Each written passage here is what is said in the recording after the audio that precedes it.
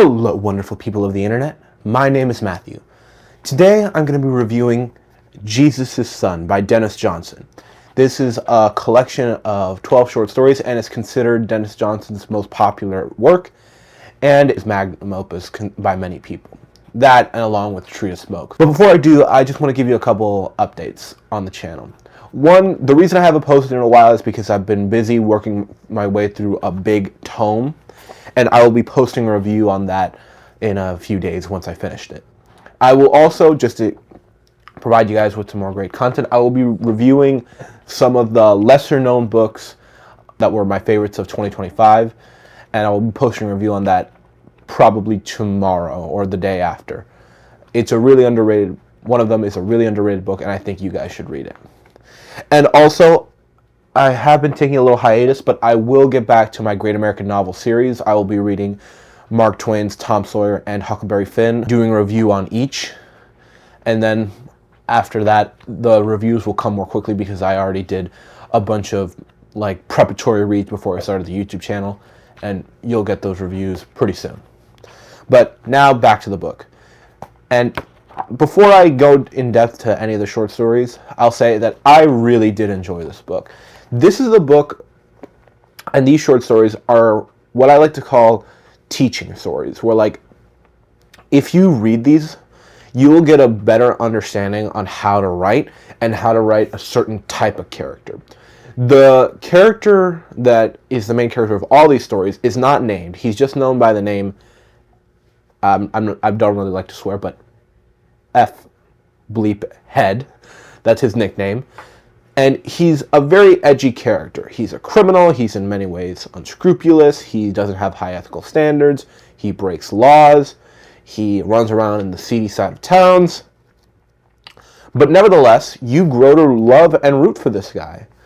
And throughout these short stories, you'll come to see that even the worst or the most unscrupulous parts of humanity have humanity in them nonetheless, and you grow to empathize with them.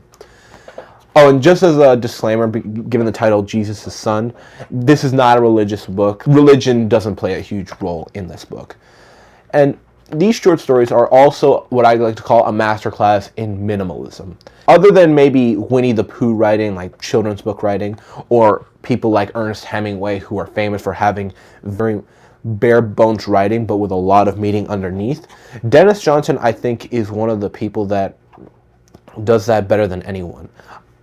Side note, I will also be reviewing another short story collection probably in the next week, and I'll do a similar review on that one. But, for example, I'm just going to read you the first two paragraphs of the first two short stories, and they're short. A salesman who shared his liquor and steered while sleeping. A Cherokee filled with bourbon. A VW, no more than a bubble of hashish fumes, captained by a college student. And a family from Marshalltown who head-oned and killed forever a man west out of Bethany, Missouri. Those two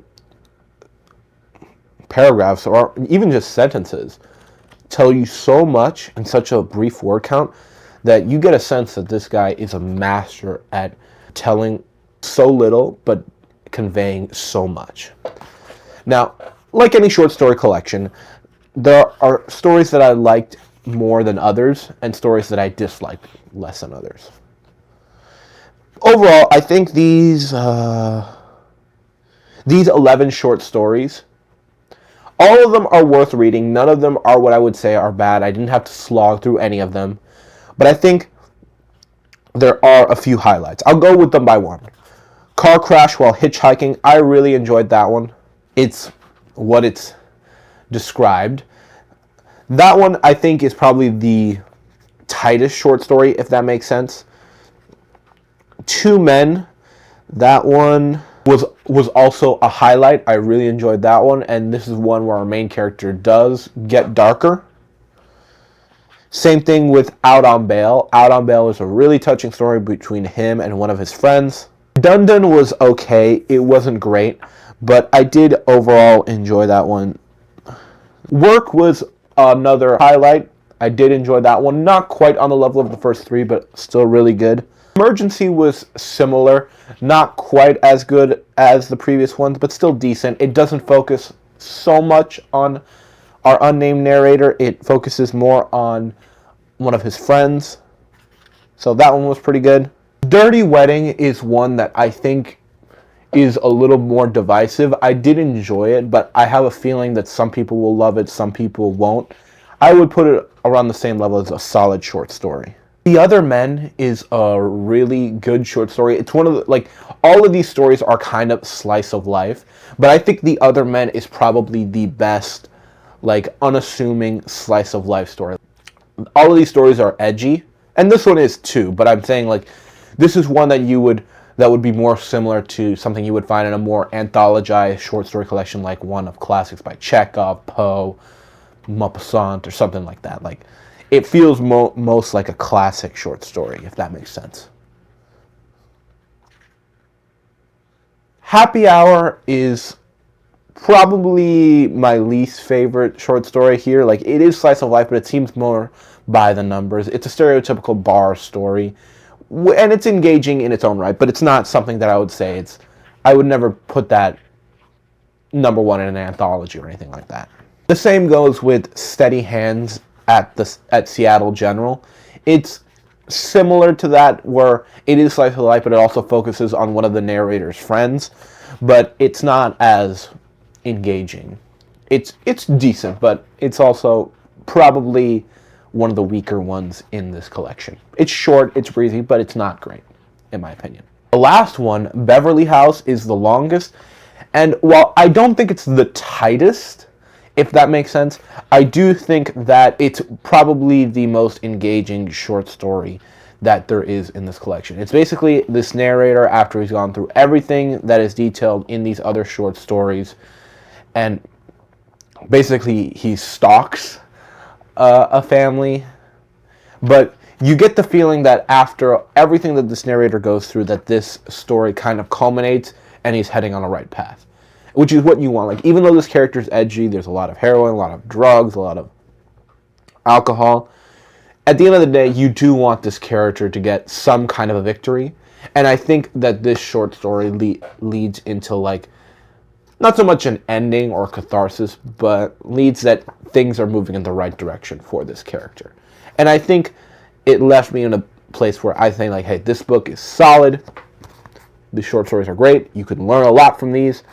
And it gave me a fairly memorable character, even though he was not named, which I will say, this probably has my favorite unnamed narrator in all of fiction, at least from what I've read. And it leaves you in a place where you're satisfied and you get that warm feeling when a more traditional novel has a happy ending. So overall, it depends on which story I'm reading. I'd say that this book, I would give it a 4.5 out of 5. Not all the stories are great, but the high points are tight. This is one of those books that is exceptionally written, and I would recommend it to anyone. It's a great piece of American literature, and I think it's one of these novels that are enjoyable to read, fun to teach, and useful for learning. So overall, check it out. Hope you all had a phenomenal week, and hope you're reading good stuff, and hopefully you'll like this. Happy reading.